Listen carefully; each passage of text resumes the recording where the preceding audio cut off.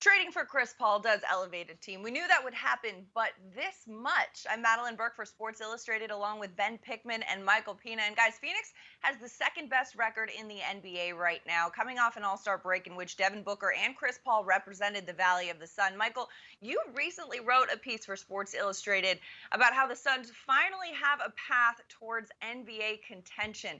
How far can this Suns team go? Yeah, I mean, I think they're knocking on the door. They were 13-2 heading into the All-Star break, with a top 3 defense, a top 10 offense, and the third highest net rating against opposing top 10 teams. So they're doing it against the best of the best. As you mentioned, Chris Paul and Devin Booker are steadily figuring out how to coexist at the same time and work well together. They have this slow, methodical offensive identity that works for them, and players like Jay Crowder and Mikal Bridges are just ideal complementary pieces.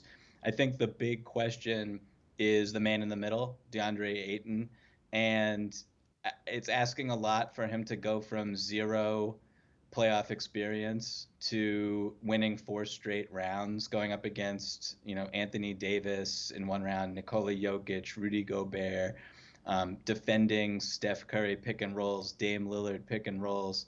So I think that this team is built to win a championship or contend, but Ayton gives me pause before I can go all the way in on them actually doing so. I mean, I think that's, you raise a lot of the key points, and Ayton is going to be a big question in the middle. And still, I think just them having Chris Paul, pairing him with Devin Booker, it's pretty impressive that we're having this conversation, right? Phoenix hasn't made the postseason since 2010, and so just us talking about this is a feat in and of its own right, because they are headed to their first postseason appearance. But I'm also hesitant, like Michael, to say they are a true contender right now. I just think that, the Lakers are still there. And then Chris Paul will push them probably into the second round, but are they better than the Clippers? Are they better than the Jazz?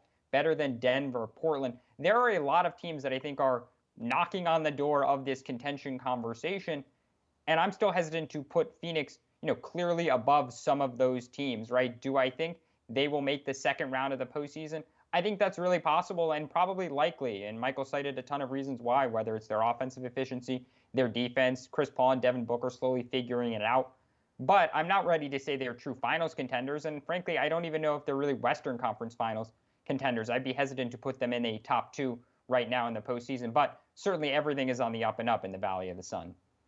Yeah, the Suns, I think, are the perfect case makers for the expression. That's why they play the game, right? I mean, they're out there, they're playing these games, they're playing at a level that we didn't really anticipate coming into this season. And also, to Michael's point, when he said this is a slow, methodical offense, it's still kind of jarring to hear that in Phoenix, where the 7 seconds or less offense really kind of thrived, and where the last time this team was a powerhouse in the Western Conference, they were that high speed up and down the court team.